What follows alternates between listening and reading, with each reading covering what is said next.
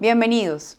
En el canal Congreso queremos informarle a la ciudadanía cuáles son los caminos que deben transitar las leyes de la República una vez han sido aprobadas por el Congreso para que se hagan realidad en la vida práctica de los colombianos. ¿Qué pasa con esas normas del dicho al hecho? Nuestro tema de hoy es la ley que busca garantizar los derechos de las personas en condición de discapacidad. Un foro para evaluar la aplicación de la ley que busca garantizar los derechos de las personas con discapacidad se llevó a cabo el pasado 17 de mayo en el Congreso de la República. Es importante para el movimiento pensarnos en que la ley le da sustento jurídico al tema de la discapacidad. Antes era bastante desconocido y ni siquiera se había reglamentado el tema en el Estado. Ahora, gracias a una convención, y esa es la gran importancia de la ley, uno, que como ley estatutaria permite aterrizar los derechos fundamentales. Dos, que permite darle vía libre a la Convención Internacional de Derechos de Personas con Discapacidad. ¿Y eso qué implica? Hay tres modelos de la discapacidad, que no es que tengan un desarrollo lineal, progresivo e histórico, sino que se complementan frecuentemente.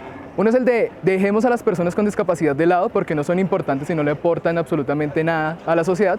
El otro es el modelo médico rehabilitador, que considera que las personas con discapacidad solamente somos enfermos, y está finalmente el modelo social de la discapacidad. ¿Esto qué implica? Que somos sujetos políticos de derechos y que como sujetos políticos de derechos luchamos y hacemos toda una apuesta para que sea reconocido por un Estado, en este caso un Estado democrático, nuestros derechos y las garantías a las libertades.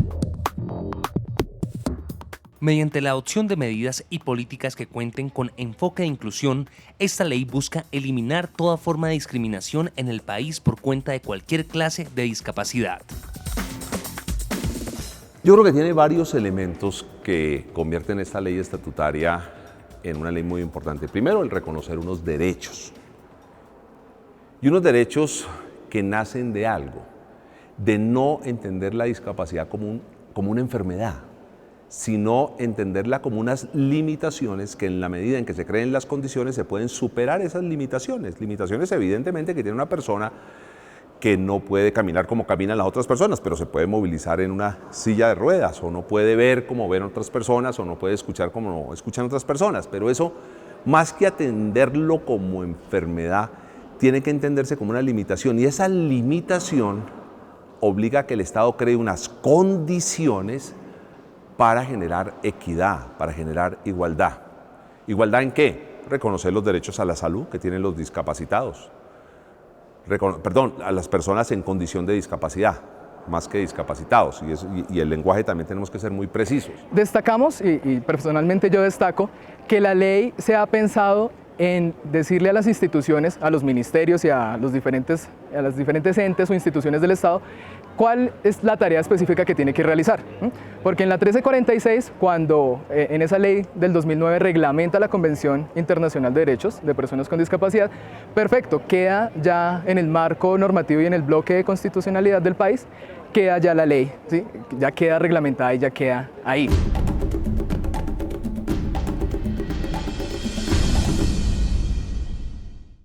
Nos acompaña hoy María Elena Ravelo, ella es directora de la Fundación Saraí.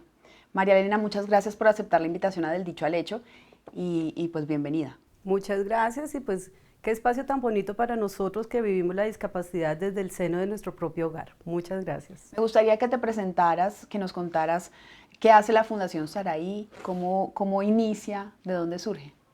¿De dónde nace Saraí? Saraí nace que tengo una hija que nació con discapacidad, tiene síndrome de Down.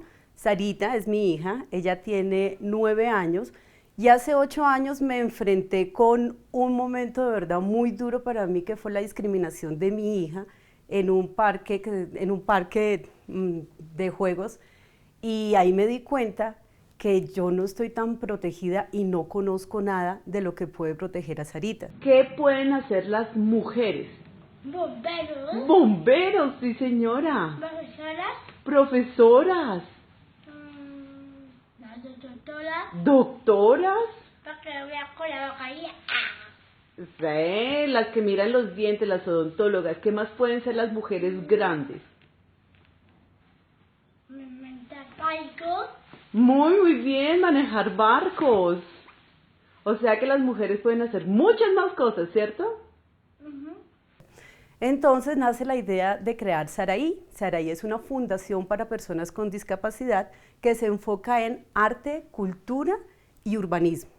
Entonces, en la parte de arte, de cultura y de urbanismo, queremos que las papás, que las personas del común como somos nosotros, nos enfrentemos y conozcamos, porque yo no conocía absolutamente nada.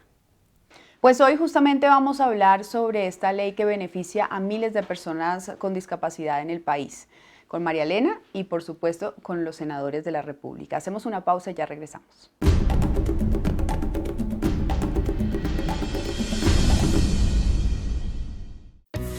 Acuerdo para la paz, en el camino hacia la reconciliación. Restricción efectiva de la libertad. La Constitución política concederá amnistía o perdón por delitos políticos de rebelión o delitos conexos o relacionados con este. No serán objeto de amnistía ni indulto, es decir, de perdón del delito o de la pena, los delitos de lesa humanidad. Tampoco serán perdonados los delitos comunes que no tengan relación con la rebelión. Se han establecido 3 tipos de sanciones privativas de la libertad. La sanción propia, que es restaurativa, es decir, busca reparar el daño causado y se impondrá a quienes reconozcan la verdad y responsabilidad. Si la infracción es muy grave, tendrá un mínimo de 5 años y un máximo de 8 años de restricción de la libertad, y si el caso es menor, será de 2 a 5 años. La sanción alternativa es para quienes reconozcan la verdad y responsabilidad ante la sección de primera instancia, y la privación de la libertad será de 5 a 8 años. Para quienes no hayan tenido una participación en los casos más graves, la sanción será de 2 a 5 años. Y la sanción ordinaria se impondrá a quienes no hayan reconocido responsabilidad y sean condenados por parte del tribunal dentro de las normas penales. La privación de la libertad, en este caso, no será inferior a 15 años ni superior a 20. Un órgano nacional o internacional verificará el cumplimiento de las sanciones. No se concederá extradición ni se dictarán medidas de aseguramiento con fines de extradición por delitos cometidos durante el conflicto armado y con anterioridad a la firma del acuerdo final, pero sí por delitos que se cometieron después de la firma del acuerdo. Las sanciones impuestas por la Jurisdicción Especial para la Paz no inhabilitarán ni limitarán la participación en política. Acuerdo para la paz, en el camino hacia la reconciliación.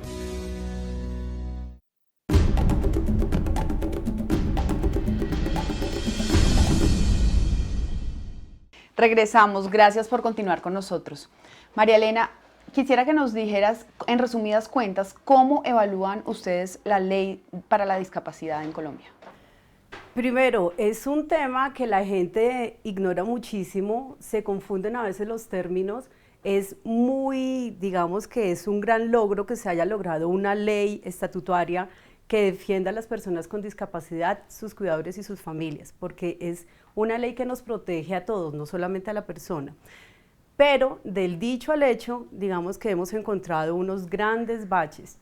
La ley en papel se ve muy linda, en papel está perfecta. En las Naciones Unidas todo lo hicieron perfecto, pero cuando lo vamos a ver a nosotros, la población, no es tan cierto. Hemos encontrado muchos tropiezos, muchos problemas, hemos encontrado muchas cosas.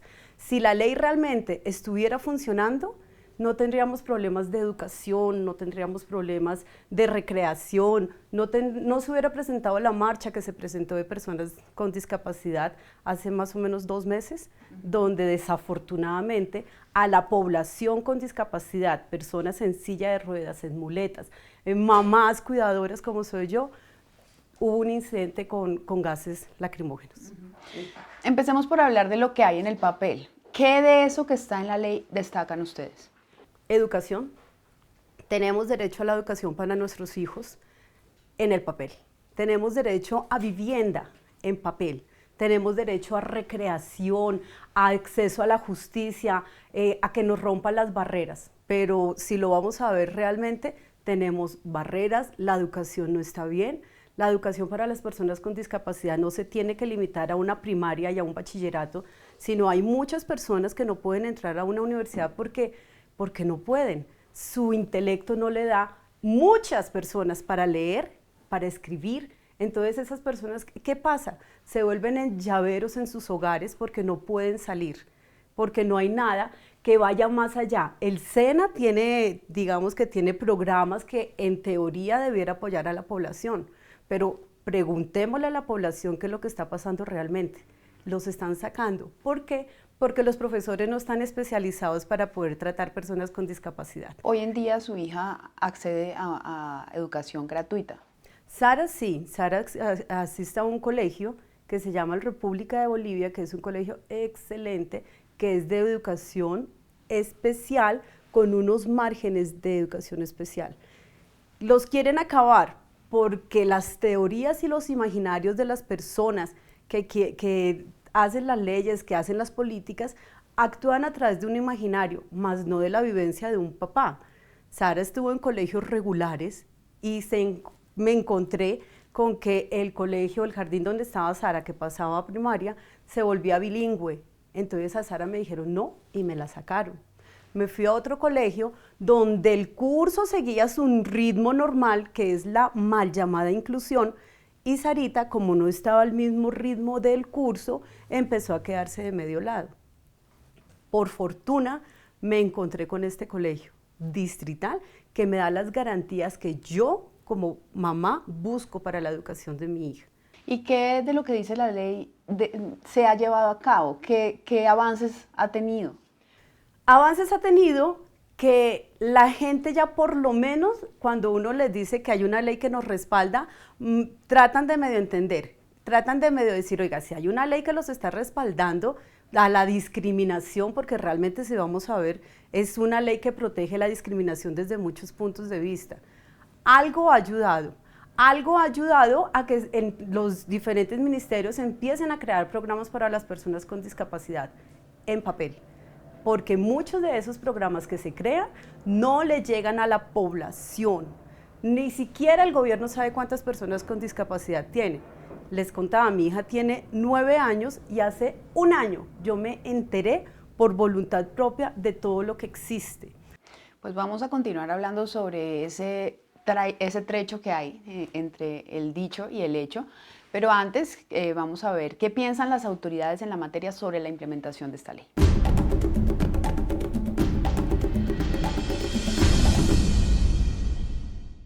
Al momento ha tenido unos avances muy importantes, aunque sabemos que hace falta muchísimo.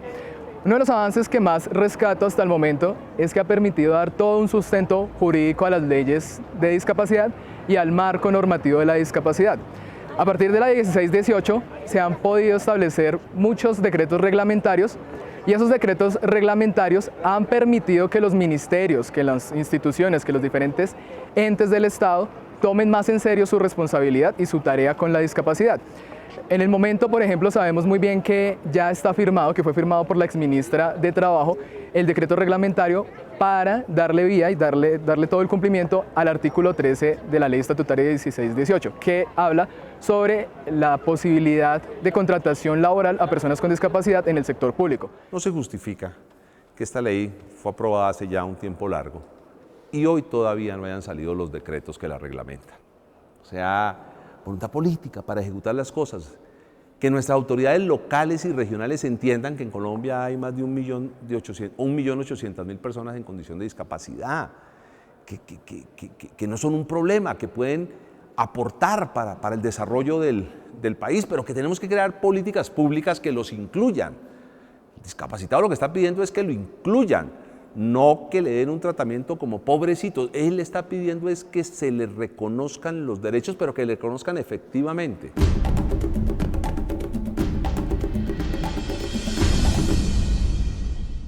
La ley que busca garantizar los derechos de las personas en condición de discapacidad es nuestro tema de hoy en Del Dicho al Hecho. Hacemos una pausa y ya regresamos.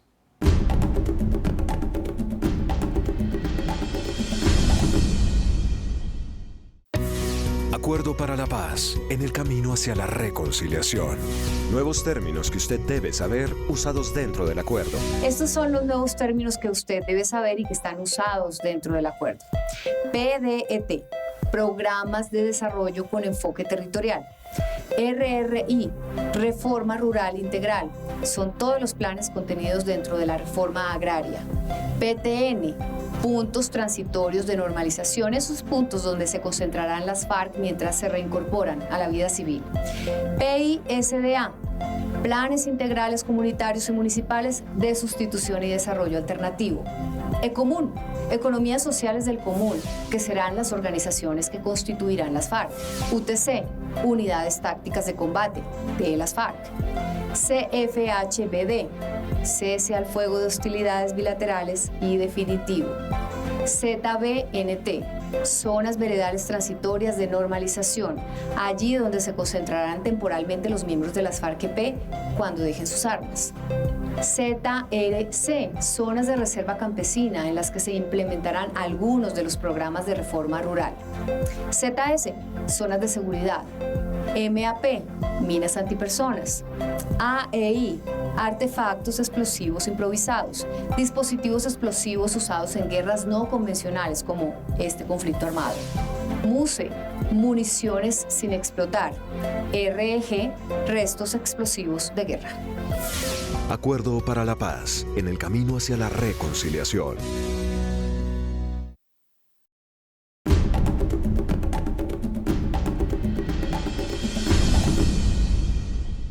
Continuamos.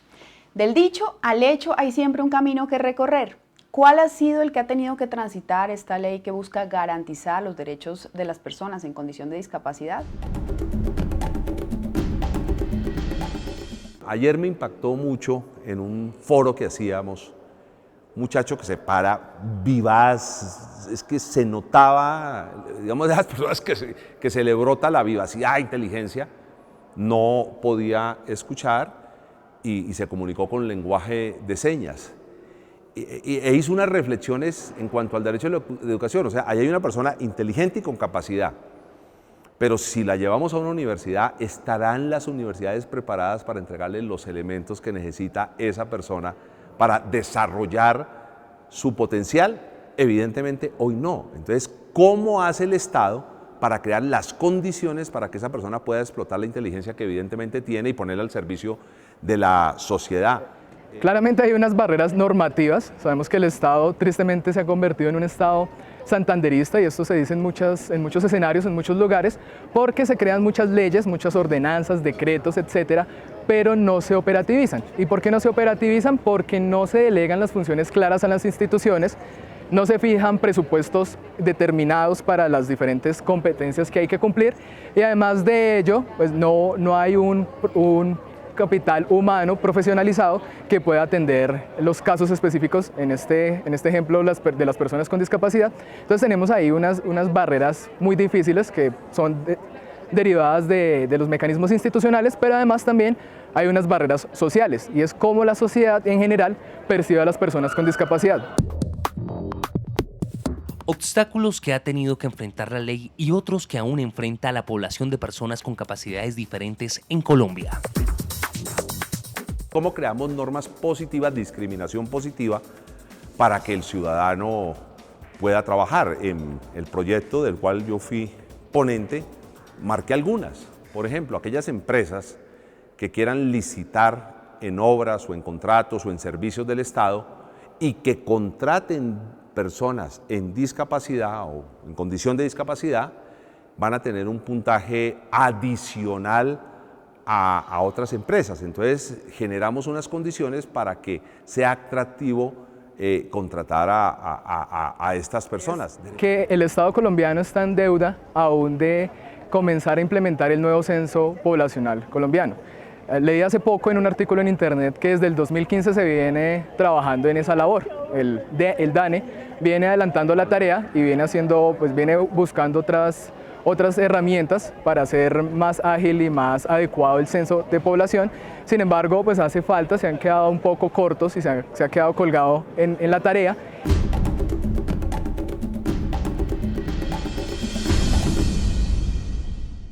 ¿Qué reflexión haría usted sobre la política, sobre las políticas para las personas en condición de discapacidad y cómo está Colombia hoy en día en esa materia? Mi reflexión sería que tenemos que actuar todos. No podemos dejar a las instituciones, al gobierno solo. No podemos sentarnos al otro lado y exigir si yo no estoy aportando. Entonces, ¿cuál es mi reflexión? Involucrémonos. ténganos en cuenta, busquen los mecanismos para que toda la información llegue a la gente del común como soy yo. Mi institución pone, digamos, la bandeja para que podamos llegar a muchas personas en condición de discapacidad, porque nos volvemos una familia y en esa familia nos pasamos la información y podemos pasar cosas buenas para que nuestra población cada vez adquiera más derechos. El gobierno nos ayudó, también pongamos nosotros nuestro granito de arena ahí. María Elena, muchas gracias por estar con nosotros. A ti mil gracias. Bueno, también le preguntamos a los colombianos en las calles de nuestro país qué piensan sobre nuestro tema de hoy y esto fue lo que nos dijeron.